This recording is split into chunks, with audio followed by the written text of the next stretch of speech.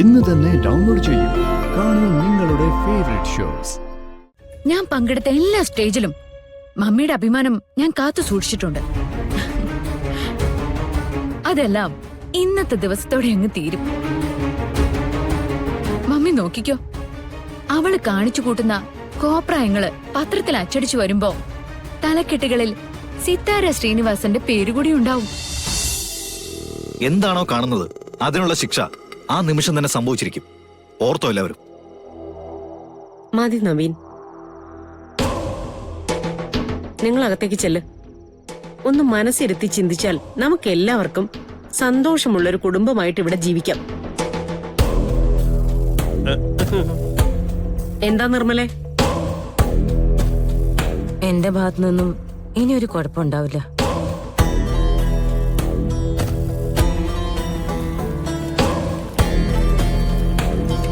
ഗാതമോളെ, ഇതൊന്നും കണ്ടിട്ട് അങ്ങനെ അങ്ങ് വിശ്വസിക്കണ്ട. തനിനിറം പുറത്തു വരാൻ അധിക സമയമൊന്നും വേണ്ട.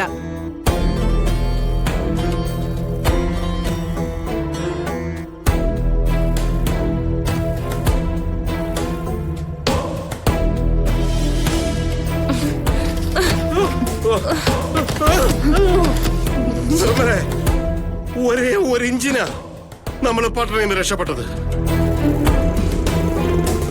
പുറത്തോട്ട് ഇറങ്ങിയിരുന്നെങ്കിൽ എന്ത് ചെയ്യായിരുന്നു നമ്മള്? ആരെ ദ്രോഹിക്കാൻ വേണ്ടിയാണോ നമ്മൾ ഇത്രയും നാൾ ശ്രമിച്ചത്, ആ കൊച്ചിന്റെ മനസ്സിന്റെ വലിപ്പം കൊണ്ടാ ഈ മുറിയിലേക്ക് നമ്മളിപ്പോ വന്നത്. മനസ്സിലായ?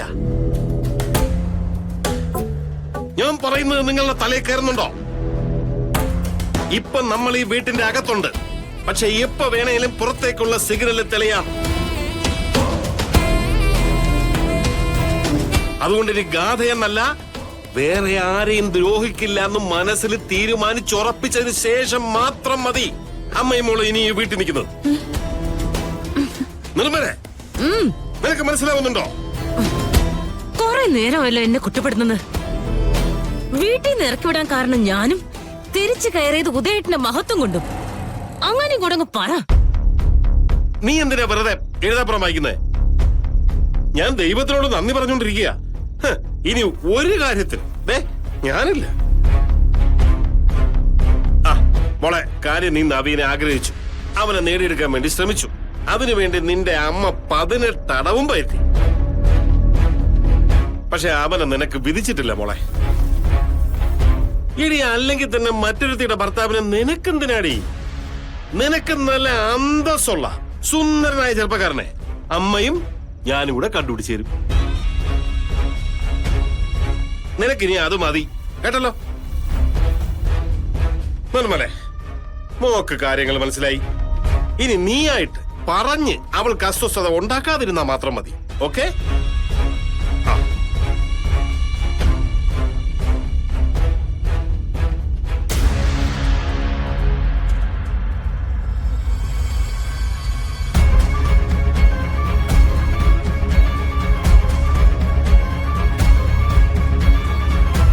ഞാനിനി ഒന്നിനുമില്ല. ഞാനെന്തിനാ മറ്റുള്ളവരുടെ കണ്ണിലെ കരടാവുന്നേ? അച്ഛൻ പറഞ്ഞതുപോലെ വേറൊരു പയ്യനെ കണ്ടെത്തുമ്പോ നീ അതങ്ങ് സമ്മതിച്ചാ മതി. എനിക്ക് പറ്റില്ല. ഞാൻ സ്നേഹിച്ചത് നവീനെ. എനിക്ക് നവീന്റെ കൂടെ തന്നെ ജീവിക്കേണ്ടത്. എടി, കൈവീശൊന്നങ്ങ് തന്നാലുണ്ടല്ലോ. കുടുംബത്തിന് ഇറക്കി വിട്ടിട്ട് ഇരുട്ടത്ത് നിൽക്കുമ്പോഴും എല്ലാത്തിനും കാരണക്കാരി ഞാനാണെന്ന് പറഞ്ഞവളാ നീ. എന്നിട്ടിപ്പോ അവക്ക് നവീന വേണം പോലും. നിന്റെ ആഗ്രഹത്തിന് പുറകെ ഓടി നടന്നിട്ടാ നിർമ്മല കുഴപ്പക്കാരിയാണെന്ന പേര് സമ്പാദിച്ചത്. ഇനി വിധിച്ചത് എന്താണോ അതും കൊണ്ടങ്ങ് നടന്നാ മതി. വിധി ഞാൻ ചാവാനാണെങ്കിലോ ഞാൻ ചത്താ പോരെ? വേണ്ടാത്ത വർത്താനം പറഞ്ഞാലുണ്ടല്ലോ. എനിക്ക് നവീനെ കിട്ടിയില്ലെങ്കിലേ ഞാൻ അത് തന്നെ ചെയ്യും.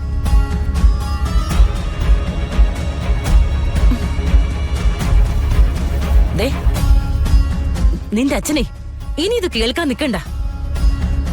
അയാളിപ്പോ ഗാഥയുടെ ആരാധകനായി മാറിയിരിക്കുക.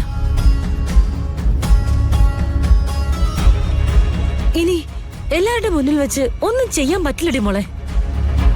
എല്ലാം സൂത്രത്തില് വേണം.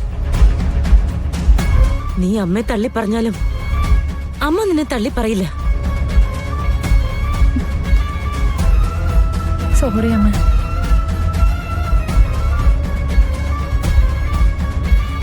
നിന്റെ കാര്യങ്ങളൊക്കെ അമ്മ നോക്കിക്കോളാം.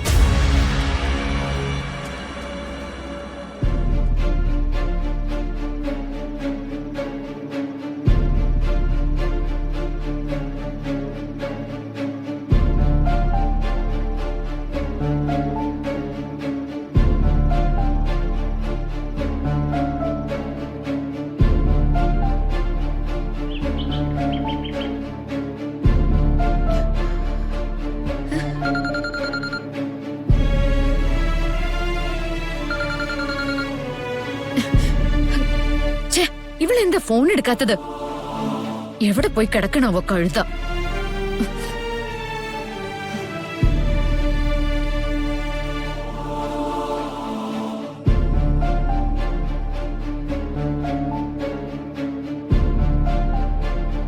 എന്തു പറ്റി മോളെ? നീ ഇതാരെ വിളിക്കുന്നേ? ഞാൻ അവളെ വിളിക്കുന്നെ, ആ കൃഷ്ണെ. എന്തിന്? ഇന്നലെ ആ ഗവൺമെന്റ് പ്രൊജക്ട് പ്രസന്റ് ചെയ്യുന്ന ദിവസം. ഇന്നലെ അവളെ അതിന് കെട്ടിയെടുക്കുന്നേ. ആ മമ്മി, അത്രയും ഒഫീഷ്യൽസിന്റെ മുന്നില് തല ഉയർത്തി ഒന്ന് നേരെ നിൽക്കാൻ അവളെ കൊണ്ട് സാധിക്കൂ? അവള് എന്ത് പ്രസന്റ് ചെയ്യാനാ മമ്മി? കാൽമുട്ടിടിച്ച് ബോധം കെട്ട് എവിടെങ്കിലും പോയി വീഴും. അതാ അവിടെ സംഭവിക്കാൻ പോകുന്നെ. അങ്ങനെ സംഭവിച്ചാലും അവൾക്ക് നഷ്ടമൊന്നും ഉണ്ടാവില്ല. കാരണം ഗതിയില്ലാത്തൊരമ്മയുടെ മകളായ കൃഷ്ണയെ ആർക്കും അറിയില്ലല്ലോ. എല്ലാവർക്കും അറിയാവുന്നത് സിത്താര ശ്രീനിവാസന്റെ മകളായ ഗാഥയല്ലേ. മമ്മി, ഇതുവരെ പങ്കെടുത്ത ഏതെങ്കിലും ഒരു മത്സരത്തിൽ ഞാൻ ഒന്നാം സ്ഥാനം ഇല്ലാതെ വന്നിട്ടുണ്ടോ? ഞാൻ പങ്കെടുത്ത എല്ലാ സ്റ്റേജിലും മമ്മിയുടെ അഭിമാനം ഞാൻ കാത്തു സൂക്ഷിച്ചിട്ടുണ്ട്. അതെല്ലാം ഇന്നത്തെ ദിവസത്തോടെ അങ്ങ് തീരും. മമ്മി നോക്കിക്കോ, അവള് കാണിച്ചു കൂട്ടുന്ന കോപ്രായങ്ങള് പത്രത്തിൽ അച്ചടിച്ചു വരുമ്പോ തലക്കെട്ടുകളിൽ സിത്താര ശ്രീനിവാസന്റെ പേരുകൂടി ഉണ്ടാവും. എന്തായാലും അത് തീരുമാനിച്ചു പോയതല്ലേ. തൽക്കാലം നമുക്ക് മറ്റൊന്നും ചെയ്യാൻ സാധിക്കുകയില്ല. അതുകൊണ്ട് അവളെന്തായാലും പോയിട്ട് വരട്ടെ. മോളെ, ഒരു നല്ല കാര്യത്തിന് ഇറങ്ങുമ്പോ വെറുതെ വിളിച്ച് മനസ്സ് മടുപ്പിക്കണ്ട. മമ്മി ആരെ കുറിച്ചാ ഈ സംസാരിക്കുന്നേ? അവളെ കുറിച്ചോ? അവളുടെ മനസ്സ് മടുത്താൽ എന്താ? അവൾക്ക് മുന്നിലുള്ള ലക്ഷ്യങ്ങൾ പിഴച്ചാൽ എന്താ?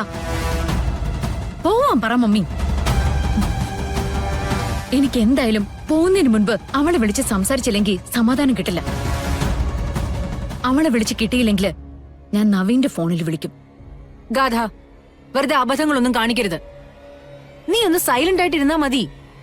ഈ ഒരു പ്രസന്റേഷൻ കൊണ്ട് ഒരു അപകടവും ഉണ്ടാവില്ല. നവീൻ അതൊക്കെ ഹാൻഡിൽ ചെയ്തോളൂ. മമ്മി, അവൾക്കല്പം പേരുണ്ടായിക്കോട്ടെ എന്ന് നവീൻ കരുതുന്നതേ ഞാനാണെന്ന് കരുതുന്നതുകൊണ്ടാ. അല്ലാതെ നവീന്റെ തൊട്ടടുത്ത് നിൽക്കുന്നത് വേഷം മാറിയ ഒരുത്തിയാണെന്ന് നവീൻ തിരിച്ചറിഞ്ഞാലുണ്ടല്ലോ, ആ നിമിഷം നവീൻ അവളെ കൊന്നുകളയും. മിക്കവാറും ഈ നിലയ്ക്ക് പോയാലേ അതിന്റെ കാരണക്കാരിയാവുന്നത് ഞാൻ തന്നെയായിരിക്കും. നീ എന്താന്ന് വെച്ചാ ചെയ്യും. പറഞ്ഞു തരുന്നതിനൊക്കെ ഒരു പരിധിയില്ലേ? കൃഷ്ണ